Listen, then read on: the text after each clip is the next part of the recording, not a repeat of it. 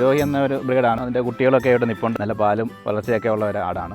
രാജസ്ഥാനാണ് അവരുടെ പ്രദേശം. പഞ്ചാബ് ബീറ്റലിൻ്റെ ഒരു വലിയ ഫീമെയിലാണ്. അത് ആദ്യത്തെ പ്രസവത്തിന് വേണ്ടി തയ്യാറായിക്കൊണ്ടിരിക്കുകയാണ്. അതിൻ്റെ കണ്ണ് കറുത്ത കണ്ണാണ്. നല്ല ഗ്രോത്തും പാല് കപ്പാസിറ്റി കൂടുതലുള്ള ഒരു ബ്രീഡാണ് ബീറ്റലിൽ. കരോളി ഇത് രാജസ്ഥാനാണ് ഇതിൻ്റെ സ്വദേശം. പാല് നല്ല പാലുള്ള ആടാണ്. 2 ലിറ്റർ ഒക്കെ മേളിൽ കപ്പാസിറ്റി ഉള്ള ആടാണ്. അത്യാവശ്യം നല്ല പ്രതിരോധ ശക്തിയൊക്കെ ഉള്ള ആട് തന്നെയാണ്. പഞ്ചാബ് ബീറ്റലാണ്. ബീറ്റലിൽ തന്നെ വെള്ളിക്കണ്ണുള്ള ആടാണ്. നല്ല റോമൻ മൂക്കും ബെൻറ്റും ചെവിനീട്ടും ഒക്കെ ഉള്ള നല്ല ലെങ്ത് ഒക്കെ ഉള്ള പാലും നല്ല പാല് 2 ലിറ്ററിന് മേളിൽ പാലും ഉള്ള ഒരാടാണ്. ഇത് ജമുനാപ്പിയാരി മലബാറി ക്രോസ് ബ്രീഡാണ്. അത്യാവശ്യം നല്ല ക്വാളിറ്റിയിലുണ്ട്. ഒരു 75% ക്വാളിറ്റിയുള്ള ആടാണ്. നല്ല പാലുമുണ്ട്. ഇത് പർപ്പസാരിയുടെ ഒരു ക്രോസ് ബ്രീഡാണ്. രാജസ്ഥാനാണ് സ്വദേശം. പുറത്തുനിന്ന് വന്ന ആടാണ്. അത്യാവശ്യം ക്വാളിറ്റിയുള്ള ആടാണ്. ഒരു പ്രസവം കഴിഞ്ഞ ആടാണ്. നാട്ടിലെ ഒറിജിനൽ മലബാറി ആടാണ്. പ്യുവർ മലബാറിയാണ്. നല്ല പാലും പ്രതിശക്തിയുള്ള ആടാണ്. പ്യുവർ മലബാറി പെണ്ണാടിന് ഒറിജിനൽ ബീറ്റൽ മുട്ടനുമായിട്ട് ക്രോസ് ചെയ്തുണ്ടായ ഒരു ബീറ്റൽ മലബാറി ക്രോസ് പെൺകുട്ടിയാണ്. ഇത് കോട്ട എന്ന് പറയുന്ന ഒരു ഇനമാണ്. അത് ഒരു 6 മാസം പ്രായമുള്ള ഒരു കുട്ടിയാണത്. സിരോഹിക്ക് ഉണ്ടായ കുട്ടിയാണ്. ഇവിടെ ഉണ്ടായ കുട്ടിയാണ്. സിരോഹിയുടെ കുട്ടി തന്നെയാണത്. പഞ്ചാബ് ബീറ്റലാണ്. നമ്മുടെ ബീറ്റൽ ആട് വളർത്തലിലെ ഏറ്റവും ആദ്യമായിട്ട് നമ്മൾ ബീറ്റലിനെ മേടിച്ചൊരു ബീറ്റലാണ്. ബീറ്റൽ തന്നെ വേറൊരു വെറൈറ്റി റെഡ് ബീറ്റൽ എന്ന് പറയും. അതൊരു മുട്ടൻ കുട്ടിയാണ്. ശരിക്കും തോത്താപ്പാരി എന്ന് പറയുന്ന ഒരു ഇനമാണ്. ഒരു കുട്ടിയാണ്. 1 വയസ്സ് ആയിട്ടില്ല. നല്ലൊരു ഫീമെയിലാണ് തോത്താപ്പാരി. ബീറ്റിൽ തന്നെ വെറൈറ്റി റെഡ് കളറിലെ റെഡ് ബീറ്റൽ എന്ന് പറയുന്ന ഒരു ഇനമാണ്. മലബാറിയും ഹൈദരാബാദി ബീറ്റിലുമായിട്ട് ക്രോസായി ഉണ്ടായ ഒരു ക്രോസ് ബ്രീഡാണ്. ഇത് സോജത്ത് എന്ന് പറയുന്ന ഒരു ബ്രീഡാണ്. അത് പുറത്തുനിന്ന് വന്ന ഒരു ബ്രീഡാണ്. ബോയറിൻ്റെ ഒരു മെയിലാണ്. ഒരു 4-5 മാസം പ്രായമാകുന്ന ഒരു മെയിലാണ്. പുറത്തുനിന്ന് നമ്മൾ ഇറക്കിയതാണ്. അവർ ഓസ്ട്രേലിയ ആണ്. ഇവിടെ ഇപ്പോൾ നാട്ടിലും ഉണ്ട്. ഇത് ബാർബറി എന്ന് പറയുന്ന ഒരു ഇനത്തിൽപ്പെട്ട ആടാണ്. അതൊരു 1 വയസ്സ് അടുക്കാറായ ഒരു കുട്ടിയാണ് ബാർബറി. കരോളി ക്രോസ് ഫീമെയിലാണ്. 1 വയസ്സ് ആയതാണ്.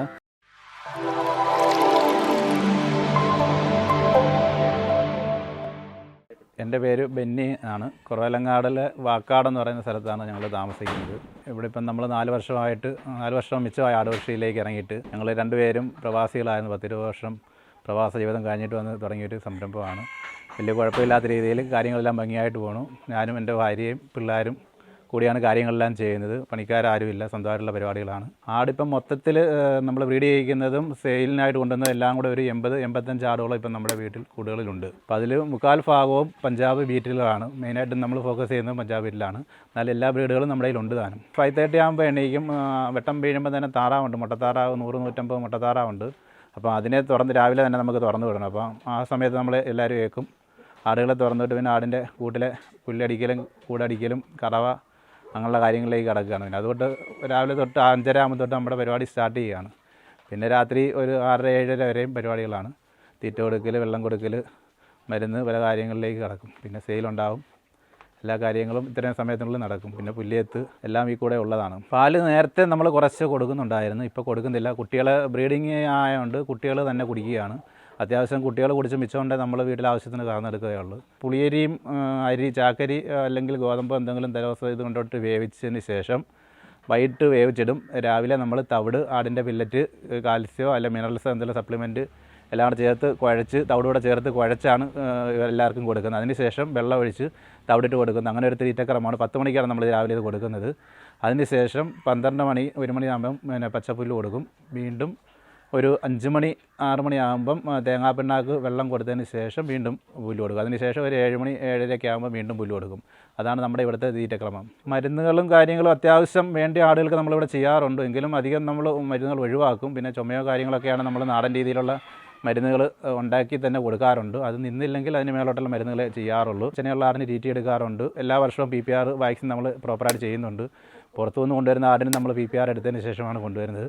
അതുകൊണ്ട് പ്രത്യേകിച്ച് അസുഖങ്ങളൊന്നുമില്ല. പിന്നെ അത്ര പറ്റാത്ത അസുഖമാണെങ്കിൽ നമ്മൾ ഹോസ്പിറ്റലിൽ ഡോക്ടറെ സമീപിക്കാറുണ്ട്. ബാക്കിയൊക്കെ നമുക്ക് ഇവിടെ തന്നെ ചെയ്യാൻ പറ്റുന്ന കാര്യങ്ങൾ ഇവിടെ തന്നെ ചെയ്യുന്നുണ്ട്. ബ്രീഡിങ്ങിന് വേണ്ടിയിട്ട് വലിയ 3 മെയിലുകൾ നിൽപ്പുണ്ട്. പഞ്ചാബ് ബീറ്റിൽ, ജമുനാപ്പിയാരി, സിരോഹി. അപ്പോൾ അത് നമുക്കിപ്പോൾ നല്ലൊരു വരുമാനമാണ്. പുറത്തെ ആടുകളെ ദൂരെ നിന്ന് പോലും ആൾക്കാർ ഇവിടെ കൊണ്ട് ക്രോസ് ചെയ്യിക്കാറുണ്ട്. അത് നമുക്ക് നല്ലൊരു വരുമാനമാണ്. നമ്മളെ ഫാമിനെ താങ്ങി നിർത്താൻ പറ്റിയ ഒരു വരുമാന സ്രോതസ്സ് കൂടിയാണിത്. എല്ലാ ബ്രീഡുകളെയും ആൾക്കാർ ഇവിടെ കൊണ്ട് ചെയ്യിക്കാറുണ്ട്. ക്രോസിങ്ങിന് വേണ്ടി ഇവിടെ കൊണ്ടുവരാറുണ്ട്. നമ്മൾ ചെയ്ത് കൊടുക്കാറുമുണ്ട്. ക്രോസ് ചെയ്തതിന് ശേഷം അതിന് ആണെങ്കിലും അല്ലെങ്കിൽ നമ്മളതിന് കാൽസ്യം സപ്ലിമെൻറ്റ് തീറ്റയ്ക്കകത്ത് കുറേശ്ശെങ്കിലും ആഡ് ചെയ്ത് കൊടുക്കണം. അതൊരു 4 മാസം വരെയെങ്കിലും നമ്മളത് കണ്ടിന്യൂ ചെയ്ത് പോകണം. 4-ാം മാസമാകുമ്പോൾ നമുക്ക് കാൽസ്യത്തിൻ്റെ സ്റ്റോപ്പ് ചെയ്യുക, അല്ലെങ്കിൽ കുട്ടിക്ക് ഓവർ സൈസായിട്ട് ഡെലിവറിയിലൊക്കെ ബാധിക്കും. പിന്നെ ഈ 4-ാം മാസമാകുമ്പോൾ ഒരു TT ഇഞ്ചക്ഷനും കൂടി എടുക്കേണ്ടതാണ്. കുട്ടിക്ക് വേണ്ടിയാണ്, കുട്ടിയുടെ സേഫ്റ്റിക്ക് വേണ്ടിയാണ്.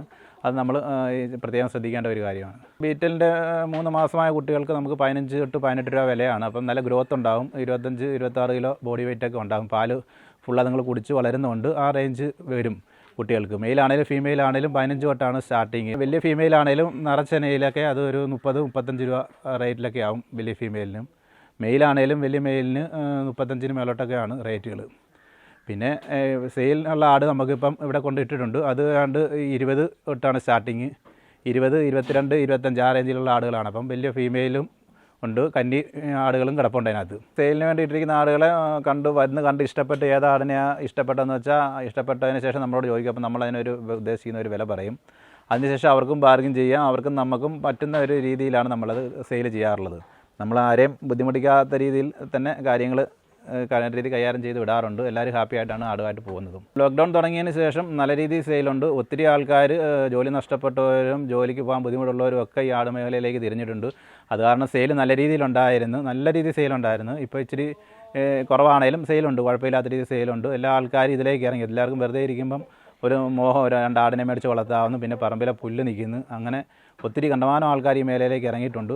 ആണുങ്ങളും പെണ്ണുങ്ങളും എല്ലാവരും ആട് തിരക്കി വരാറുണ്ട്, മേടിക്കാറുമുണ്ട്, കുഴപ്പങ്ങളൊന്നുമില്ല. പഞ്ചാബ് ബീറ്റിൽ ഇപ്പം ഒരു ട്രെൻഡാണ് ശരിക്കും. നമ്മുടെ നാട്ടിൽ എല്ലാവർക്കും പഞ്ചാബ് ബീറ്റിലെന്ന് പറഞ്ഞാൽ വില കൂടിയ ആടാണെങ്കിലും എല്ലാവർക്കും അതിനോടാണ് താല്പര്യം. പാലിൻ്റെ കപ്പാസിറ്റി ആണെങ്കിലും നല്ല പാല് കപ്പാസിറ്റിയുള്ള ആടാണ്.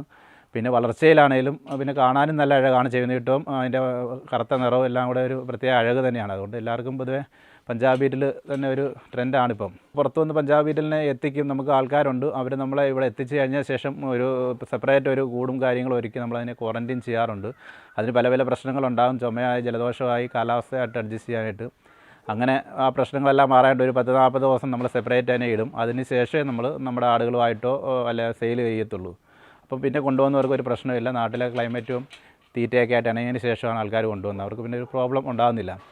അപ്പോൾ അതിന് വേണ്ടിയിട്ടാണ് ഈ ക്വാറൻറ്റൈൻ ചെയ്യുന്നത്. ഒരു 40-45 ദിവസമെങ്കിലും നമ്മൾ കുറഞ്ഞത് നമ്മുടെ സെപ്പറേറ്റ് അതിനെ സൂക്ഷിക്കാറുണ്ട്. പുതുതായിട്ട് ആട് കൃഷിയിലേക്ക് ഇറങ്ങുന്നവർ ആദ്യം എന്തായാലും ചെയ്യേണ്ടത് അതിനെക്കുറിച്ച് പഠിക്കുക. പിന്നെ ഒരു 1-2 ആടിനെ മലമാറിയിൽ മേടിച്ച് വളർത്തി അതിൻ്റെ കാര്യങ്ങളും തീറ്റക്രമങ്ങളും കാര്യങ്ങളും എല്ലാം പഠിച്ച് അതിനെ ബ്രീഡ് ചെയ്യിപ്പിച്ച് ഒരു പ്രസവം എടുത്ത് കുട്ടികളെയൊക്കെ ആക്കി അങ്ങനെ കാര്യങ്ങൾ പഠിച്ചതിന് ശേഷം ഹൈബ്രിഡിലേക്ക് വലിയ ആടുകളെ മേടിക്കുക. അല്ലെങ്കിൽ ആദ്യം ഒന്നും അറിയാതെ വലിയ ആടിനെ മേടിച്ചാൽ ഒത്തിരി ബുദ്ധിമുട്ടുകളുണ്ട്, കൈവിട്ട് പോകും, പൈസ നഷ്ടം ഉണ്ടാകും.